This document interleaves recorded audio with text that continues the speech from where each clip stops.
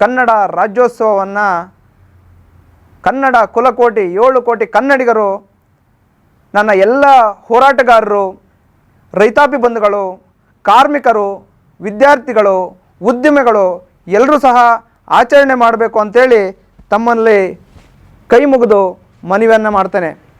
ಬಂಧುಗಳೇ, ಪ್ರತಿ ವರ್ಷದಂತೆ ಕನ್ನಡ ರಾಜ್ಯೋತ್ಸವವನ್ನು ಸಂಭ್ರಮದಿಂದ ಸಡಗರದಿಂದ ಅದ್ಧೂರಿಯಾಗಿ ಆಚರಣೆ ಮಾಡ್ಕೊಂಡು ಬರ್ತಾ ಇದ್ದೇವೆ. ಈ ವರ್ಷವೂ ಸಹ ಆಚರಣೆ ಮಾಡಬೇಕು ಅಂತೇಳಿ ತಮ್ಮಲ್ಲಿ ಮನವಿಯನ್ನು ಮಾಡ್ತೇನೆ.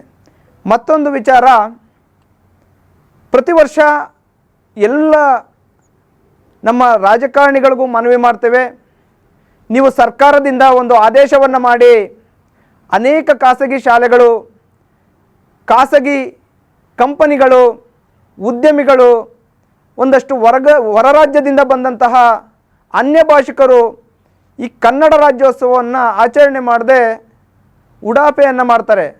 ಹಾಗಾಗಿ ನಾನು ಅವ್ರಿಗೆ ಹೇಳ್ತಾ ಇದ್ದೇನೆ, ಈ ಸರ್ಕಾರ ಆದೇಶ ಹೊರಡಿಸಬೇಕು.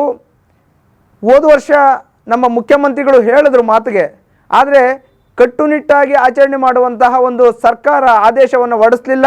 ಹಾಗಾಗಿ ನಮ್ಮ ಮುಖ್ಯಮಂತ್ರಿಗಳಿಗೂ ಹೇಳ್ತಾ ಇದ್ದೇನೆ, ಇಡೀ ರಾಜ್ಯದ ಜನ ಎಲ್ಲರೂ ಸಹ ಒಗ್ಗೂಡಿ ನಮ್ಮ ಕನ್ನಡದ ಸಂಸ್ಕೃತಿಯನ್ನು, ಕನ್ನಡದ ಇತಿಹಾಸವನ್ನು, ನಮ್ಮ ಕನ್ನಡವನ್ನು ಉಳಿಸ್ಲಿಕ್ಕೆ ಏನೇನು ಕಷ್ಟಪಟ್ಟಿದ್ದಾರೆ, ನೀವು ಕನ್ನಡ ರಾಜ್ಯೋತ್ಸವ ಅಂದರೆ ಏನು, ಕನ್ನಡ ರಾಜ್ಯೋತ್ಸವ ಯಾಕೆ ಮಾಡ್ತಾ ಇದ್ದಾರೆ, ಕನ್ನಡ ಅಂದರೆ ಏನು, ಕನ್ನಡ ಭಾಷೆಯ ಇತಿಹಾಸ ಏನಿದೆ, ಕನ್ನಡ ಭಾಷೆ ಹುಟ್ಟಿ ಎಷ್ಟು ವರ್ಷ ಆಗಿದೆ, ಈ ಎಲ್ಲವನ್ನು ನಮ್ಮ ಶಾಲೆಗಳಲ್ಲಿ ಕಡ್ಡಾಯವಾಗಿ ಈ ಕನ್ನಡ ರಾಜ್ಯೋತ್ಸವವನ್ನು ಆಚರಣೆ ಮಾಡಲೇಬೇಕು ಅಂತೇಳಿ ಈ ಮೂಲಕ ಎಲ್ರಿಗೂ ಹೇಳ್ತಾ ಇದ್ದೇನೆ.